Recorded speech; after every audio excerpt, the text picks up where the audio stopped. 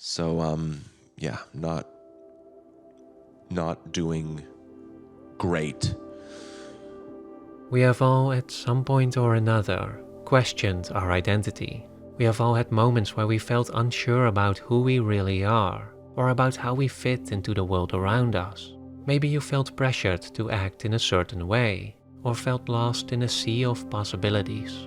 Maybe you felt unrecognized by others, or perhaps it was you yourself who no longer recognized the person staring back in the mirror, no longer had a sense of your own wants and needs. It's a feeling of alienation, and when such feelings persist for a prolonged amount of time, it can be said that we are dealing with a crisis of identity. And what do you do, Cake Man?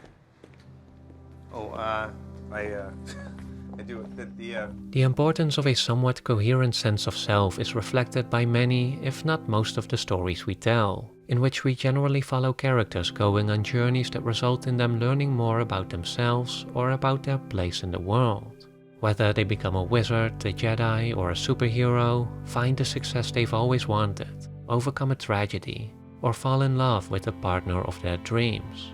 All these outcomes are really just different expressions of the same victory, the achievement of a stronger sense of self, of an identity that feels more solid, more comfortable, and more meaningful than the one they had before. So what's your story? So what's your story? So what's your story? Why'd you come here? We often think of our own identities as stories too. To be someone is to have a story, to have past experiences, character traits, to have goals and aspirations. It's not just that we desire this for ourselves on an individual level. It is also a collective issue. In our social interactions, we continuously fall back on what feels like a mandatory act of self-identification through storytelling. In other words, when people want to know us, they generally want to know our story. And we do the same when we want to know them. What do they do for a living? What brought them there? Where do they want to go? What are their passions, their values, their dreams? What defines them as a person? We tend to feel more at ease when someone offers a coherent story, and when we ourselves can offer one in return. A coherent story implies an authentic identity. This doesn't mean that you have it all figured out, but merely that you know yourself well enough for others to get to know you too, and to feel comfortable with you in their presence. And so it is understandable that if we struggle with our identity, we risk significant social consequences as well. If you don't have a coherent story, if you don't know who you are, and are being vague or overly reclusive about yourself because of it, people will likely find it more difficult to connect with you, which in turn will probably only worsen your self-doubt and feelings of alienation. In short, a crisis of identity is no small matter, and has serious consequences not only for the way we feel about ourselves, but also for the way we fit into the world around us. And so today I want to explore this struggle and how it is reflected by stories in more detail. To do so, I worked together with Dutch philosopher Simon Gusman, who together with his friend and colleague Arjen Klein-Herenbrink, conceptualized 3 types of identity crisis that give us a better insight in the problem of identity, the different ways in which we can experience a crisis of self, and perhaps most importantly, how we can deal with them.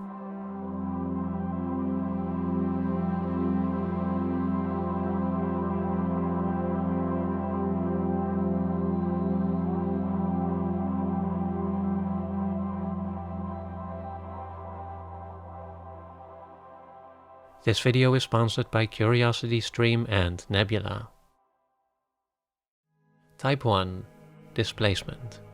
For over 1,000 generations, the Jedi Knights were the guardians of peace and justice in the Old Republic, before the Dark Times, before the Empire. Displacement is the feeling that we have become disconnected from a past where everything was still as it should be. It's the idea that there was once a harmony that through whatever developments has been disrupted, and now we feel lost because of it.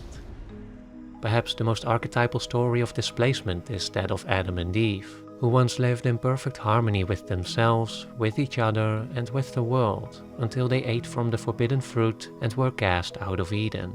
I'm trying to understand this deep connection people have to the forest. Displacement can take many other forms, however.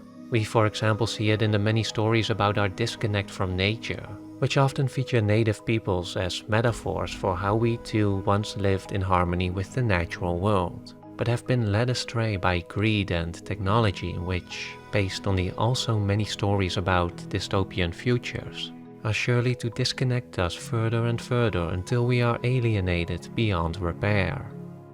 The thing is, Bob, it's not that I'm lazy, it's that I just don't care. We also see it in stories that deal with other aspects of our society. There are many films, for example, that explore the frustrations with modern working life, and, besides making other commentaries, invoke the feeling that we once had real jobs that produced real things, that could be practiced with pride and dignity, yet that have now been reduced to purposeless servitude. Gentlemen, welcome to Fight Club. Or look at the way masculinity is seen in films like Fight Club and 300, which are just two examples of stories that seem to reach back in the past in search for that time where men were still men, where there still existed a purer, more complete version of masculinity that has since been watered down by shifting gender norms. Just how in one generation have men gone from guys like Jack Nicholson and Harrison Ford to... In today's cinema, displacement, more than ever it seems, is also associated with a strong sense of nostalgia. If I could live any place and any time, I'd live here, in London in the 60s. Must have felt like the center of the universe. Besides reaching back to past eras, we also seem to be increasingly reaching back to past films. That first part was legit. It is as if to say we are no longer making films like we used to. Or perhaps it is because of streaming or because of the deteriorating attention span of the audiences. In any case, the increasingly ubiquitous appeal of the past invokes a feeling of something not being quite right today. Something that used to be better back then. If only we could return to that time.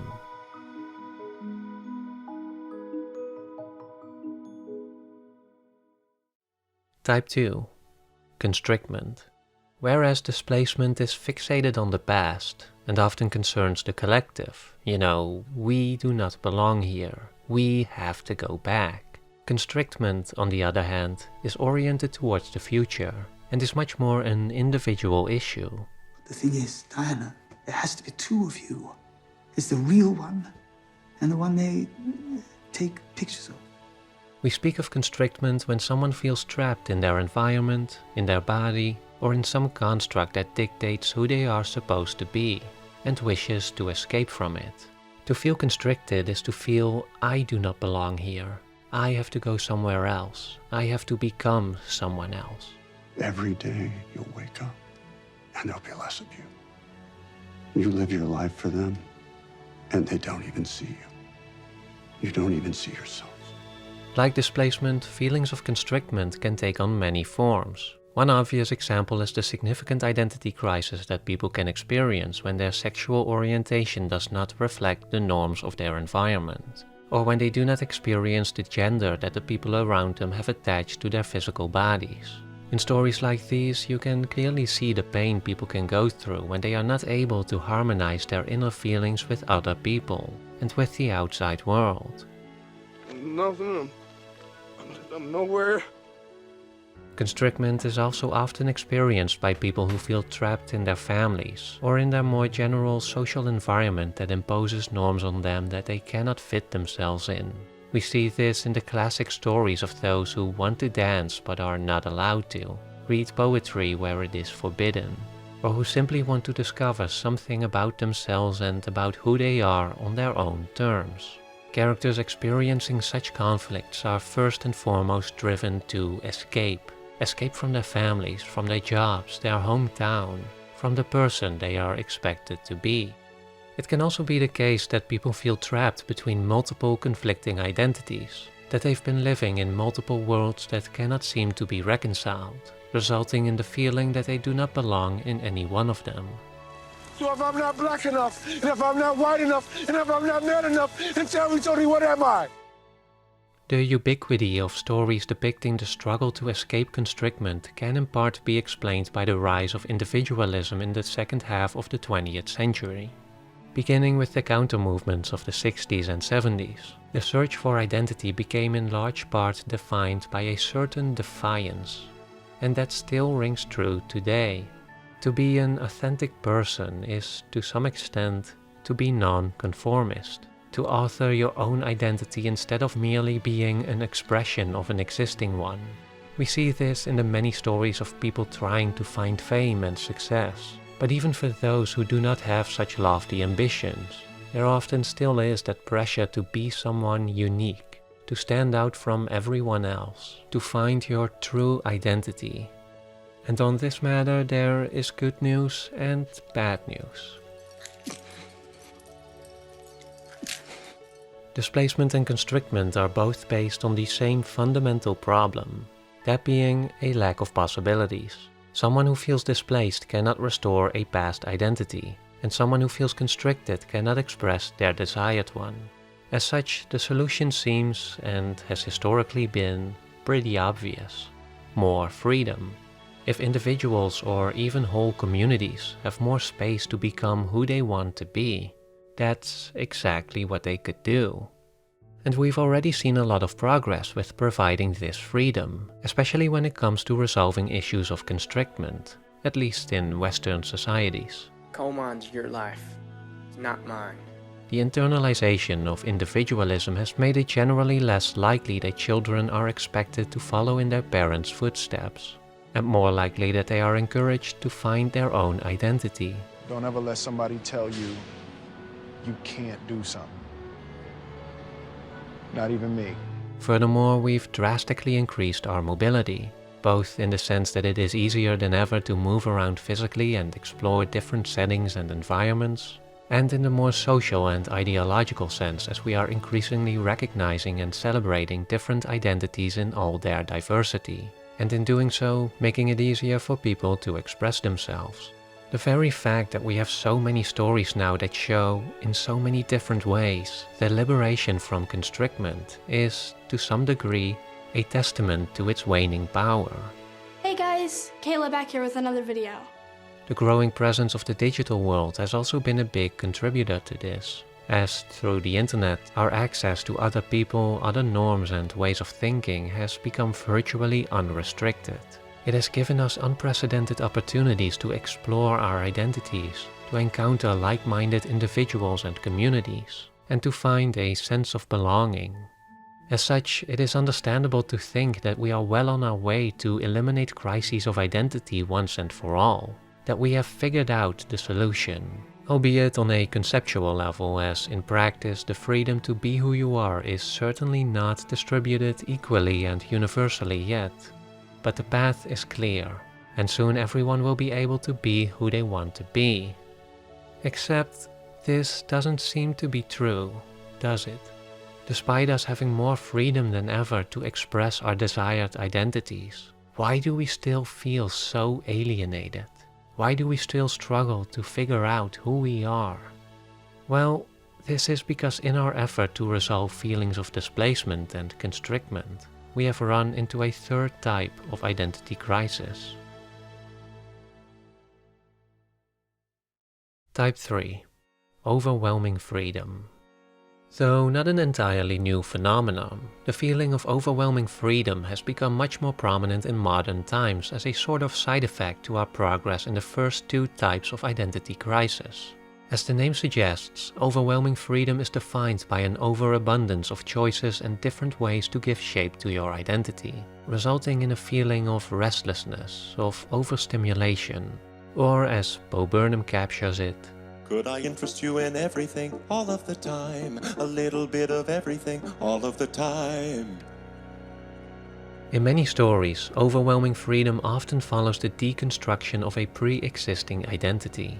In the Blade Runner films, for example, the existential crisis experienced by the replicants stems from them breaking free of their previous roles. For years they lived as servants to humanity, but once they stopped defining themselves by that identity, they no longer knew who they were, nor what their purpose was. But other stories too show how it is not uncommon to lose your sense of self after being introduced to new ways of being. It's hard to believe it's only been 3 months. I can barely remember my whole life. I'm not going home anymore. Here we also find the stories about crises of faith, which are generally centered around believers who can no longer explain their world or themselves by the Word of God, thereby destabilizing their identity as believers and resulting in them feeling alienated in a world that has suddenly become unrecognizable, chaotic, and frightening. I pray, but I'm lost. Or am I just praying to nothing? Nothing. It is true that to open a new door is to step into the unknown, and it makes sense that this results in a period where you have to re-evaluate your relation to yourself, to those around you, and to the world you live in. But what we are experiencing today, or at least so it seems, is a constant pressure of potential, which subsequently turns what should be a brief period of adjustment into a constant state of being. There's a whole genre of stories about people just sort of drifting around, aimlessly wandering, trying to figure out who they should be in a world of endless connections. They show that when we are free to be everything, it becomes really hard to be anything. After all, when you're experiencing overwhelming freedom, every choice can be unchosen. Every job, every town, every partner can be left for another. There is an ever-present what-if lurking on the horizon. The film Synecdoche, New York in particular portrays this struggle beautifully as the main character, a theater director, is given a blank check to create his magnus opus and, as a result of this overwhelming freedom, cannot seem to settle on anything. None of those people is an extra. They're all leads of their own stories. They have to be given their due. With every moment, every person, everything becoming equally desirable, equally meaningful, there can be no definitiveness. Nothing can be held on to. Our identities become eternally unresolved, perpetually in search of something else, something different, something more. So I've been working on this special for,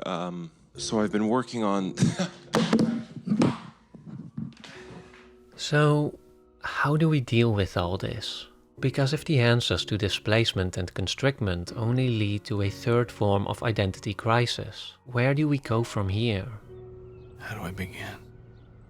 Well, the most important thing to remember is that a crisis of identity is not a problem that's ever going to be fully solved, but is a fundamental aspect of the human condition. Just look at the way every generation experiences feelings of displacement in some form or another. How we always seem to romanticize a time just before ours, just before everything went wrong. Guess I just like the old songs better than the stuff today. What this really reveals about displacement is that, most of the time, such feelings do not stem from an actual historical misstep by our society, but from our tendency to mythologize a past that never really existed. Sure, you can make a case for how certain things used to be better at an earlier point. But when it comes to the problem of identity and our relation to ourselves, others, and to the world, there was never really a time where it all came together more harmoniously than it does now. It's like you feel homesick for a place that doesn't even exist. The same goes for constrictment. While it is absolutely true that you can find yourself in a situation that you need to escape from, especially when that situation is actively harming you, the act of doing so will never make you feel truly whole. At least not in some kind of definitive, everlasting way. We're just living in the pretense of a marriage, responsibility, you know, all these just ideas of how people are supposed to live. Just as there's no state of perfect harmony, of absolute authenticity in the past, there also won't be one in the future. Sure, we can become happier, more confident, we can find more supportive environments for ourselves or better partners, and we definitely should when we need to. But in the end, our identity is not only something that we are, or at one point can fully become as a truly authentic person. It is also something that we relate ourselves to. In this sense, there's always going to be a certain distance, a certain degree of alienation between ourselves and our thoughts, feelings, and convictions. There's always going to be that part of us that can reflect on these things, that can wonder, is this still me? Is this still who I want to be? Especially today when we are so pressured to keep asking such questions, to keep growing, keep changing, keep becoming. It is hard not to let all this overwhelm you. But the thing about overwhelming freedom is that here too we are in large part dealing with an abstraction. Meaning that even though we feel like we could theoretically do and be anything, in practice this is never really the case. Even in a world of unlimited possibilities, we are still bound by a wide variety of constraints and limitations. And even though we may feel like we can become anyone, the identity that we have is already in large part defined by past experiences and past choices, and is, in its essence, not as interchangeable as we are sometimes led to believe. Every path is the right path. Everything could have been anything else, and it would have just as much meaning. As such, a good start to dealing with overwhelming freedom is to shift our focus away from all the potential choices and identities that we could encounter, most of which only present highly superficial changes anyway, and towards giving weight to the choices and the identity that we have right now. We don't get a lot of things to really care about. As the classic film It's a Wonderful Life taught us so many years ago, sometimes what we need more than anything is to see what we already have, who we already are, instead of being blinded by all that we could become. I want to do something big and something important.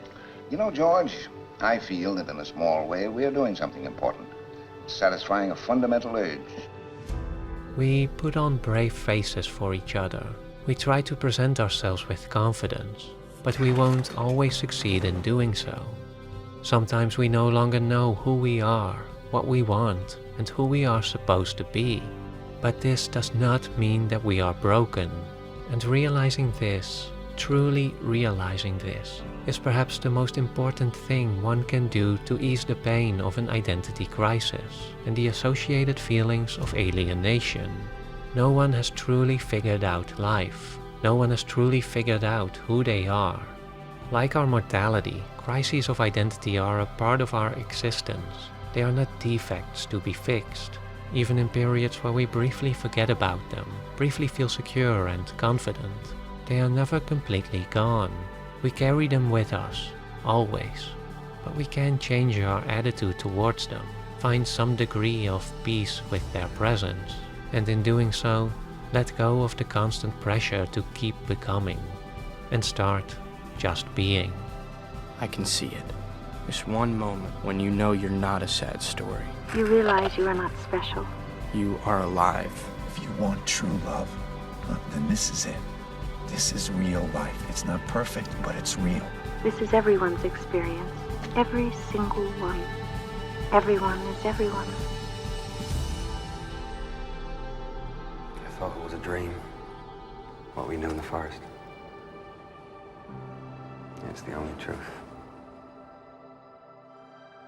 I will rely on those closest to me. And I will share their burdens as they share mine.